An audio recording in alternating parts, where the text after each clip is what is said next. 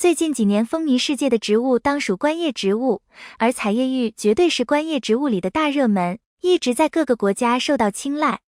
彩叶玉又叫五彩玉，它株型典雅大气，叶柄光滑纤长，盾状剑形或阔心形的大叶子，酷似大象的耳朵，叶片表面布满五彩斑斓的花纹，宛如一幅美丽的油彩画，叶色绮丽多变。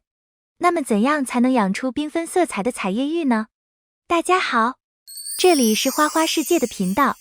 花花干啥啥不行，养多肉第2名，所以在平时养护中，如果遇到多肉、烂根、化水、徒长以及找不到养护方法的，还请关注我的频道，相信这里有你想要的答案。其实彩叶玉的养护，只要把我下面提到的7点做到位，你也能养得出网红版的彩叶玉，一起来学习一下吧。1. 温度。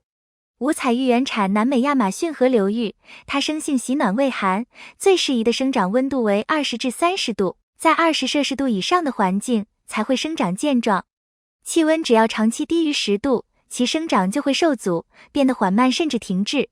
气温若长期低于5度，则容易发生冻害，出现叶子发黄、萎蔫不振等现象。所以平时养护它，需及时关注气温变化，谨防冷空气对植株的侵袭。室温尽量保持在15至20度以上。2. 光照。五彩玉本身对光照的要求不是很严，它喜欢温暖湿润的环境，不过这并不意味着它的生长就完全不需要阳光。每天最好保证3到6个小时的光照，才能让它健康美丽。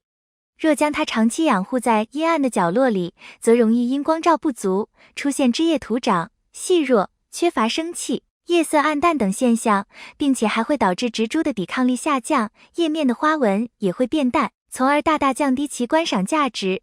如果遇到刚才说的这些现象的时候，可以适当增加一下光照。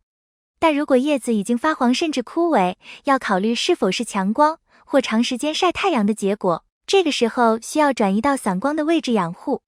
3. 浇水。五彩玉在它的生长期需要充足的水分，一般春夏2季每天都要浇水，尤其是夏季，需要在清晨和傍晚各浇水1次。秋冬季温度较低，可以少浇一点。浇水时需要避开温度过低和过高的时候，春季和秋季可以在早晨浇水，避免伤害到植株。夏季在早晚浇比较好，冬季在中午浇为宜。一般来说，盆土变干需要及时浇水，浇水要一次浇足浇透，但不要积水。如果夏天天气很热，而且我们已经浇完水了，这个时候我们可以对彩叶玉叶面进行喷水，不仅在叶面喷，彩叶玉的周围都是可以喷的，这样能够让彩叶玉的周围环境非常湿润，有利于它的生长。另外浇水需要浇在根部，这样更方便吸收。不知道该不该浇水的，可以搬动一下彩叶玉的花盆，明显较轻的，说明盆内的水分肯定是不多的，或者放根筷子也可以。但需要换盆的话，要在上盆后浇1次水。新买的植株一般不要浇水，等它适应环境后再浇。最后在室外养护的话，到了夏季要关注天气情况，若连续有降雨的话，就要提前将植株搬到不淋雨的位置。4. 薄肥勤施。每年4至8月都是五彩玉的生长旺盛期，对肥水的需求也随着植株的不断生长而慢慢增多。如果长期不施肥，则容易因养分不足影响植株的长势，所以平时养护它，只要气温适宜，植株生长健康的话，可适当给它施1次稀薄的氮磷钾复合叶肥，这样可以补充养分，加快枝叶生长和滋养植株的根系等。施肥需遵循薄肥勤施、少量多次的原则，忌农肥、生肥，以免造成肥害，出现烂根、烧苗等现象。5. 注意通风。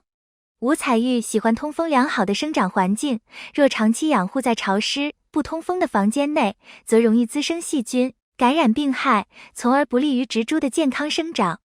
所以在室内养护的，可经常开窗透气，以加强室内外空气的流通，促进植株的呼吸和代谢，减少病菌滋生。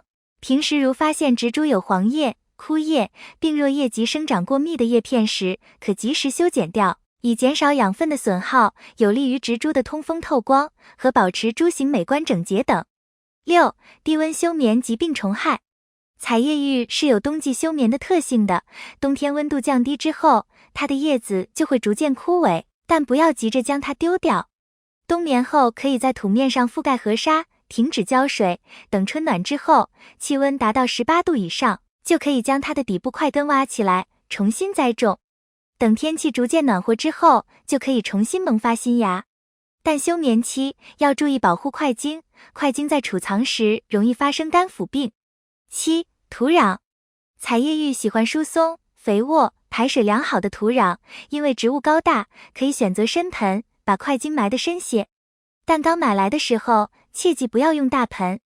除此之外，彩叶玉喜欢微酸性土壤，若长期养护在碱性盆土中，势必会出现叶片大面积发黄、枯萎、生长不良等现象，严重的话还会导致整株枯死。所以平时养护时，如果发现上述现象，可以考虑是不是土壤碱性的原因。总结，彩叶玉是热带植物，所以平时养护主要是控制好温度和光照。而且彩叶玉的根还可以入药，外用可治骨折，可谓好处多多。但我们要知道彩叶玉是有毒的，它的汁液带有毒性，主要集中在块茎和叶片中，如果误食或者触碰到伤口后，会产生喉舌麻痹的中毒现象，要立即送往医院救治。彩叶玉你家里有养吗？如果有，还遇到了哪些问题？欢迎在评论区留言。今天的内容到这里就结束了，如有不足和纰漏，还请批评指摘。欢迎在评论区留言。花花制作视频不容易，喜欢的话请点赞，并多多帮花花转发。感谢你的观看，感谢粉丝一直以来的喜欢和支持，我们下期见。